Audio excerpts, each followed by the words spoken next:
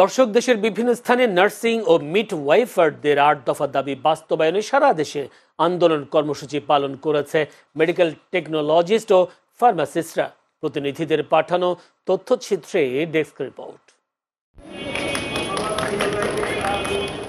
নেত্রকোনায় medical technologist ও ফার্মাসিস্টদের ১০ম grade বাস্তবায়নের দাবিতে অর্ধদিবস কর্মবিরতি পালন করা হয়েছে।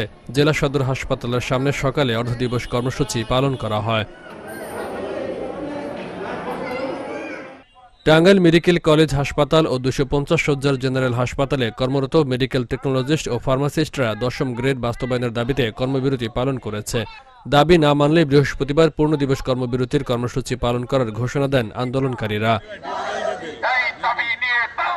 ১০ম গ্রেড বাস্তবায়নের দাবিতে অর্ধদিবস কর্মবিরতি পালন করেছে সিরাজগঞ্জ শহীদ এম মনসুর আলী মেডিকেল কলেজের মেডিকেল টেকনোলজিস্ট ও ফার্মাসিস্ট পরিষদের সদস্যরা।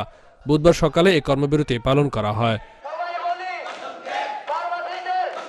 জামালপুরের ইসলামপুরে মেডিকেল টেকনোলজিস্ট ও ফার্মাসিস্টদের ১০ম গ্রেড বাস্তবায়নের দাবিতে মানববন্ধন ও কর্মবিরতি অনুষ্ঠিত হয়েছে।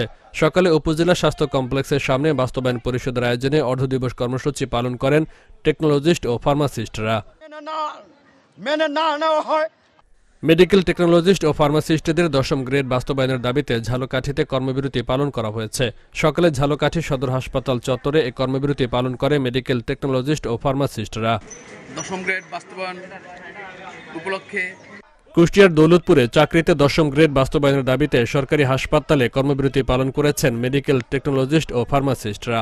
বুধবার এই কর্মসূচি পালন করা হয়। মানববন্ধনে বক্তব্য রাখেন দৌলতপুর উপজেলা স্বাস্থ্য কমপ্লেক্সের ফার্মাসিস্ট নুরুজ্জামান নয়ন সহ আরও অনেকে। Faisal Mahmud, channel S news desk.